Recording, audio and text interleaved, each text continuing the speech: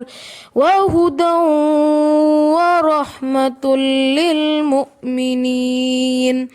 اعوذ باللہ من الشیطان الرجیم، بسم اللہ الرحمن الرحیم۔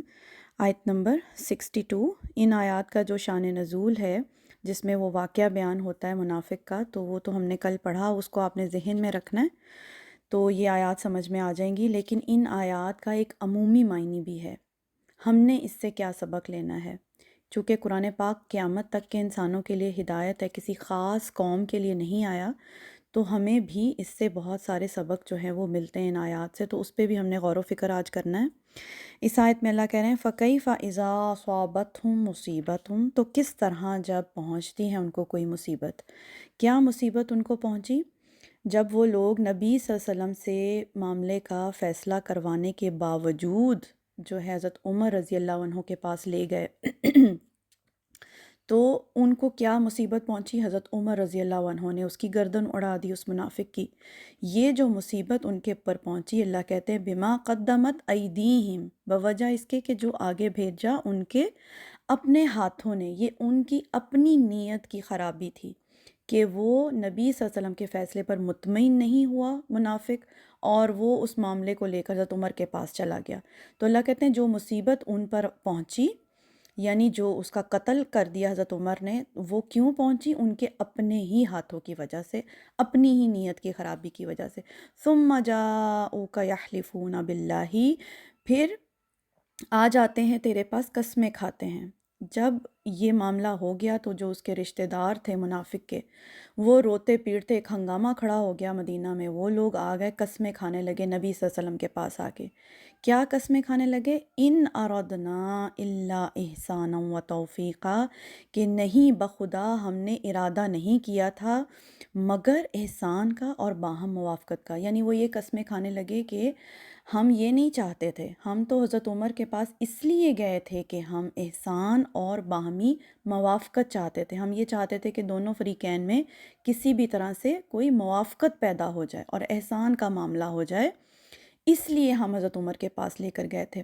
حالانکہ ہونا یہ چاہیے تھا کہ نبی صلی اللہ علیہ وسلم کا فیصلہ ان کے لیے حرف آخر ہو جاتا، لیکن اللہ تعالیٰ نے ان کے جو دل کی کھوٹ تھی وہ اللہ تعالیٰ نے بیان کر دی ہے۔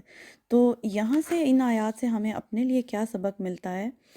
جیسے پچھلی آیت تھی 61 کہ جب انہیں کہا جاتا ہے کہ اللہ اور رسول کی طرف آؤ، جب بھی کوئی جھگڑا ہو جائے اور فیصلہ کرنا مشکل ہو جائے تو قرآن اور سنت سے ہی حل نکالا جائے گا۔ لیکن جس کے دل میں چور ہوتا ہے، جو منافق ہوتا ہے، وہ کبھی بھی قرآن اور سنت کی طرف نہیں آتا، ادھر ادھر سے معاملہ حل کروانے کی کوشش کرتا ہے۔ دوسرا اس میں سمجھنے کی بات یہ ہے کہ جو وہ قسمیں کھانے لگے نبی صلی اللہ علیہ وسلم کے پاس آ کے، تو قسم جو ہوتا ہے نا وہی کھاتا ہے جو انسان جھوٹا ہوتا ہے۔ جس کے دل میں چور ہوتا ہے وہ قسم اٹھا کر اپنی بات میں وزن پیدا کرنے کی کوشش کرتا ہے۔ تو جب بھی کسی کا کوئی جھگڑا ہو جائے اور کوئی انسان جو ہے جس کے پاس کوئی دلیل نہ ہو بات کرنے کی، قسمیں کھانے لگے، تو سمجھ جائیں کہ کہیں نہ کہیں جو ہے وہ دال میں کچھ کالا ہے۔ پھر ان آیات سے ہمارے لیے یہ سبق ہے کہ ہمارے دین میں جو نبی صلی اللہ علیہ وآلہ وسلم کا مرتبہ ہے اور مقام ہے، اس کو سمجھنا ضروری ہے۔